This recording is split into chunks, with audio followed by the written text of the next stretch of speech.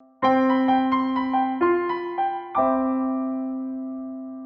I'm Greg Dell with attorneys Dell and Schaefer, and attorney Stephen Jessup and I are going to discuss Hartford disability benefit claims today. And Steve, we've handled a lot of Hartford disability claims. Where do you see them in terms of a disability insurance company, how they act, and if you got a claim out of the 40 different disability insurance companies, how would you feel about it being Hartford? Historically, Hartford's probably the most aggressive of the disability carriers I would see in their reviews. As we've had in videos and other things that we've discussed on their appeals process and all that, you see them more prone to independent medical evaluations, use of video surveillance, field interviews. So I would say they are definitely one of the more aggressive carriers out there. Okay.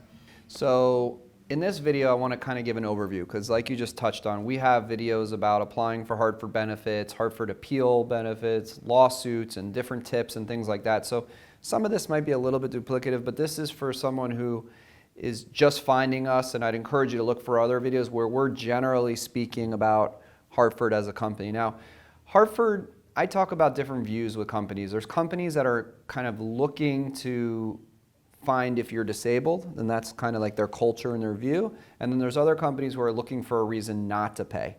So where do you put Hartford in that gamut? I mean, they'd be leaning definitely towards the companies looking to not pay, as opposed to some of the companies that it almost seems they bend over backwards to find a reason to approve the claim. Okay, I would agree with your analysis as well. I think it's because they're one of the bigger companies and they're so big, a lot of turnover with their employees, and they train the employees in a particular way, and the culture of the company is let's look for the reasons to not pay a claim. Now, what I also want to mention is that recently Hartford acquired Aetna. So everything that we're going to say here today applies to the Aetna disability policy as well, because anyone who has an Aetna policy, especially at this point, because it's been about 1.5 or 2 years since Hartford acquired Aetna, are all going to be Hartford policies. And we've had an opportunity to see how Hartford's going to administer the claims, and it seems like now everything has transitioned over and it's the Hartford way and not the way that Aetna did things. Would you agree with that? I would agree. I'd agree. It's now purely, it's still say Aetna letterhead, stuff like that, but it's purely the Hartford way of doing business. Okay, so when you get into a long-term disability claim, and we see a lot of short-term disability claim because Hartford writes a lot of those policies also, what are some of the most common reasons that you see for a claim denial? And the reason I bring that up first is because you have to look at what are the common reasons for a denial to be able to appropriately help a claimant apply for benefits. Well, especially since you brought up short-term disability and starting the process early on, a lot of times people will, especially in short-term, apply for short-term disability before they've even really been into the doctor or the specialist if needs be. So that in and of itself is already set up. And unfortunately for people, if you need to get into a specialist for your condition, it can take a time to get that, that referral and get in. So that is one of the first things we start to see is that medical. Is the medical gelling with the reports, to why they can't do their job? So that's always first and foremost is the medical aspect, and that's what Hartford is going to look at. What's missing? And then even if you do have good records, this idea of if the doctor isn't specifically putting restrictions and limitations in the workplace, then they're going to say, well, if they're not there, that means there must not be a problem. So they're always trying to dissect your medical information to establish that your problem, yes, you may have the diagnosis, but it's not going to result in a disability under the policy. Okay, so the most common definition of disability we usually see is either a 12 or 24 month definition of own occupation in Hartford, which says you're unable to perform the substantial material duties of your occupation. But it's not really your occupation, because what they say is your occupation is defined as how your job is performed in the national economy. So while you think you have a policy that's going to cover you for what you do in your job, it's really they're going to take your job title or the description of your job title from your employer, and they're going to come up with, basically from a dictionary of occupational titles, which is another source that they use through something called ONET, which is available on the internet, which was published by the Department of Labor, I believe.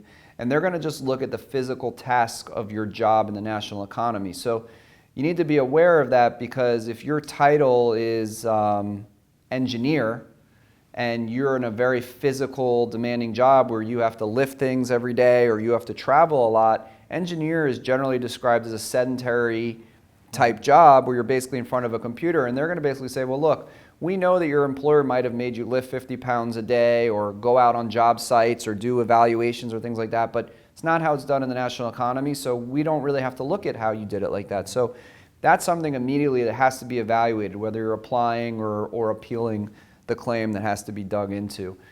Talk about how we do our own custom attending physician statements and why those are important compared to the generic forms that Hartford presents to claimants. With Hartford's claim forms, and this is common with insurance companies in this industry across the board, but Hartford, I think it's most common, or you see it the most, especially since they're going to try to strip down your job to the base physical demands of it. So in the questionnaires that they're going to send, a lot of times they're talking about, can a person do this occasionally, frequently? They don't really give the doctors an option to put less than occasional or less than 10 pounds of lifting, things like that. So they set the forms up kind of in a way that the doctors are thinking, well, my patient is very physically impaired. I'm going to do the lowest level. I'm going to check that. But a lot of times that can play right into what Hartford wants. And what Hartford is ultimately always going to do from a legal perspective is establish that they were giving you a reasonable review. So if they, whether you want to call it trick your doctors into helping them get to the point of a denial, they'll do that. So you have to be very, very cautious about the way information is presented to them. And a lot of times these forms are so generic and meant to cover so many different types of disabilities, it's really, a lot of the questions they ask may not be relevant to your medical condition. So you really have to kind of focus in on that the best as possible, especially early on. Yeah, and you did remind me that in their standard form where it asks the doctor, are you limiting them to sedentary, light duty, they don't even have a category lower than sedentary. Yeah. So the idea is the doctor has to know to ignore that or not write anything, but often a doctor will write sedentary because it's the lowest choice. And that's basically just, that's a trap. Because now they're saying, oh, your doctor said you can do sedentary, when clearly that's not, that's not what the doctor meant. The other thing I want to talk about with Hartford is, how are they, what are these field interviews about? I mean, every day we get a call. Someone says, Hartford wants to come out and talk to me. And we've done videos about what you should expect and things like that, but what's really going on there, and why is Hartford one of the few companies that does that? Well, the field interview is a way to put eyes on the insured. That's first and foremost it. Ever since the acquisition of Aetna, I've seen an uptick in them, and some of them aren't necessarily always the aggressive ones that you see, but predominantly, most of the time when a field interview is going to come, you may be approaching that change in definition from own occupation to any occupation. They've already got your claim forms, so they've looked if there's any inconsistencies. There stands a good chance they may have already done video surveillance. And during this field interview, they'll talk to you, can you do this, can you do that, can you do this, can you do that? And then they'll pull out the, well, we videotaped you and we saw you doing all these things. So they're trapping you in an official statement you're giving to them, not that you're lying, but you're not being forthcoming, if you will. So they use this field interview as a way to put eyes on you to see if you look as physically impaired. If you say your back hurts and you have a hard time sitting, if the thing goes for an hour, were you fidgeting? Did you ask to get up? Did you move around? So it's a way to also bolster this idea that they're giving you a reasonable review of your file before denying a case. Right, and I think it's their classic technique for denying every disability claim that they're going to try to do this field interview first. And people call us all the time, and I believe you should be concerned if you get that call and not speak to them alone, because there's things that they're asking they probably shouldn't, and the people they're sending will go beyond what they know they're allowed to when you're not represented. So you need to be super cautious. I mean, I had a client just the other day who's been on claim for years, and I mean over 12 years. And what happens is Hartford gets a new claims person on the file who doesn't care much about the history, doesn't want to read 10, 12 years of medical history. This person actually sent the investigator to her doctor's office to ask questions, which is a complete HIPAA violation. I have no idea why they did that. The doctor's office called the client and said, why is there an investigator here asking me questions and wanting to show me video? So that was an extremely aggressive, technique by Hartford. We immediately contacted Hartford and said, what are you doing? To which the claim rep said, no, I didn't ask them to do that. But it was a horrible experience for the claimant, and it was obvious that Hartford was trying to do whatever they could to try to deny this particular claim. And in that situation, they're even impacting the relationship with the doctor, because now the doctor may, put something in the back of their mind as something going on here. So it's a way to even undermine the doctor-patient relationship. Now, Hartford is one of those companies when it comes to filing a lawsuit for the denial. You have your appeal.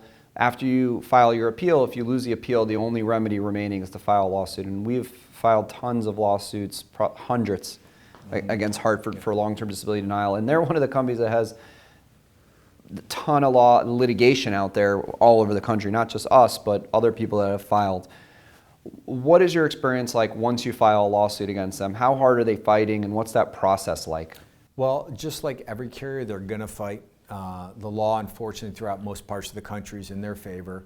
Going into litigation after that final denial, no new information comes into the record. So there's no jury. A federal judge is going to review your case. He's not going to hear from you, hear from any of your doctors. It's going to be just that moment in time. That's your claim file. And Hartford's attorneys, and they hire really well-known, good defense firms, large national firms to handle their cases, who've argued lots of motions, won a lot, and they basically set it forth.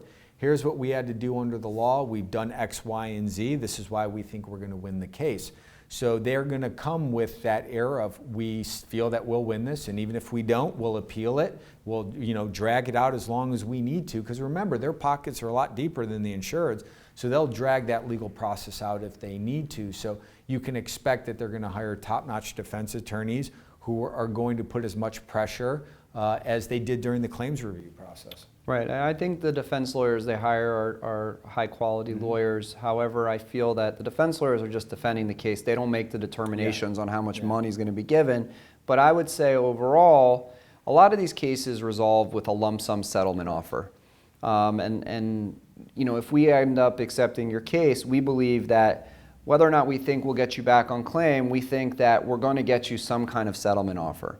But the reality is with Hartford is that compared to other companies, I find them to be relatively stingy with their offers as compared to other companies, because they have such a restrictive disability policy with the arbitrary and capricious clause, and they have so much history and experience in litigating these cases that the law favors them. And they're very well aware of that. And unless you're in one of these states where you can get to a de novo review, they feel very confident in their abilities to prove that they acted reasonably. And it's not a big threshold. It's not fair to claimants, but it's the way the law is. And I think Hartford, unlike some of the other companies, tends to take more advantage of that and is more cutthroat without any care for the claimant. We've had a lot of good success against Hartford, are able to battle them and present all the things. But from my standpoint, I see the same type of reviews all the time from Hartford when it comes to an appeal. That often I feel like they'll use an in-house doctor to review the claim. They'll most always, if they go outside, they're doing a paper review. They'll sometimes do an independent medical exam or a functional capacity exam, whereas that gives the client some opportunity to try to win the case. Has that been your experience as well in terms of how they go about doing their appeal reviews and what they give you as ammunition to fight in a lawsuit? Generally, in the appeal reviews, yes, they're going to go to outside doctors. The likelihood of an independent medical evaluation is usually leading up to a denial or before the change in definition from own occupation to any occupation. They are known, in my opinion, more so than other companies, to do independent medical evaluations there. Which sometimes works in the favor of the insured, but if the doctor they send them to, and we always research, are they practitioners or do they do this for a living? That can set the case in motion for them to basically almost ensure a victory. The other thing is we know that Hartford will, in undisputed claims, offer lump sum buyouts. Correct. And we've negotiated many of those. So if you are interested in a buyout or if you received a letter from them, that's something that we can do that's separate from a buyout that we're discussing as a possible resolution in a lawsuit. Now, with any of these claims, no matter what stage your claim is at, we're always going to provide you with a free initial consultation to review your claim. We help clients all over the country, no matter where you live. These cases, if they have to get litigated, are filed in federal court, and we'll often pick the court that we think is best, has the best law that's going to benefit you. most importantly, people always ask us, how do you charge for these things? And when you're on a fixed income, it's almost impossible for us to charge hourly for these types of things because the hours it's a lot of work for every single one of these claims, and it's just not affordable for someone on a fixed income to pay hourly. So we offer basically a contingency fee, which means we don't charge any fees or costs unless we make a recovery for your claim. So it's either a percentage of a lump sum settlement or a percentage of your past benefits and your future benefits. And a lot of times people say, well, why my future benefits as well? And the reason is that just getting you back on claim or getting your claim approved, they're going to evaluate your claim every month, month after month after month. And we have so many clients that call us after a year, 2, 3, 4, 10, and they get denied at random times. So it's all about keeping you on claim and protecting your claim. And if you let your guard down with these companies, especially Hartford, they're going to jump on that opportunity to cut you off. So no matter what stage you're at, no matter where you live, feel free to give Stephen a call or any of our disability lawyers. We'll talk to you right away. We're going to answer your call when you call, and we're going to let you know if we can help you. Thank you for considering us.